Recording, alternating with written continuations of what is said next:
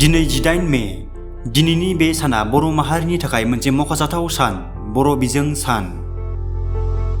दिनैनि बे सानावनो बर' रावखौ बर' थुनलाइ आफादनि नाजानायाव फरायसालिनि बिजों महरै गुदि फरायसालियाव गिबिसिनै इं 1963 मायथाइयाव फरायजेननो आरो लिरजेननो मोनदोंमोन।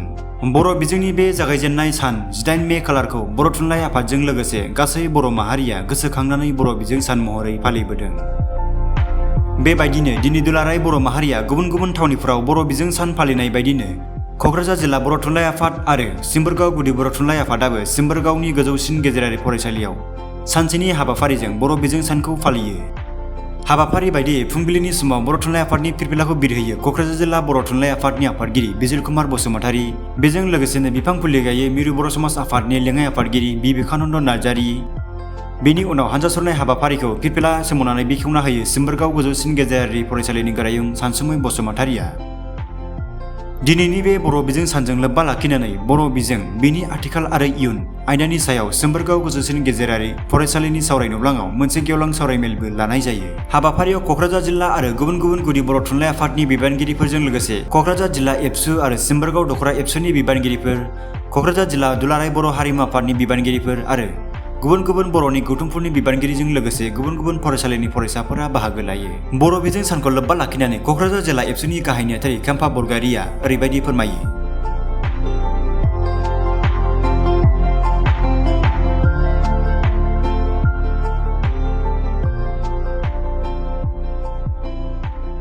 बुहुमनि गोदैसिन रावानो जाहैबाय गावनि बिमा राव। बे बिमा रावानो बयनिफ्रायबो गोदैसिन राव।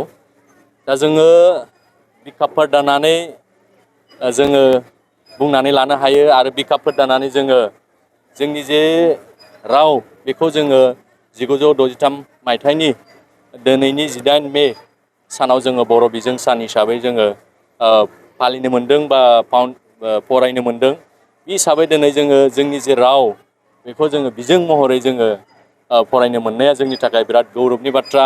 आरो दिनै जारिमिनारि सान, बे जारिमिनारि सानावहाय आङो साफ्रोमबो बर' बिजोंजों जायफोर दिनै फरायनानै दिनै सुबुं सम्पद जाबाय, हारिनि हादोरनि सुबुं सम्पद जाहैबाय, मानगोनां बिथांमोनखौ आङो गिबियावनो साबायखर बावहरदों।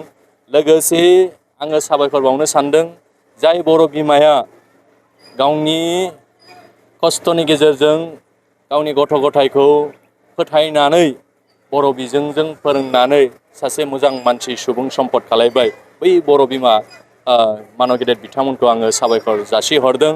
लोगोसे जोंनि जाय फोरोंगिरि बिथांमोना खस्थ' खालायनानै बर' बिजोंनि फोरोंगिरि महरै बिथांमोना फोरोंनानै जोंनि बर' फिसाफोरखौ सुबुं सम्पद खालायबाय, बै फोरोंगिरि सार मेडाममोनखौ आङो गोसो गोरबोजों दिनैनि 18 मेआव गोथार बर' बिजों सानाव आङो साबायखर जासिहरदों।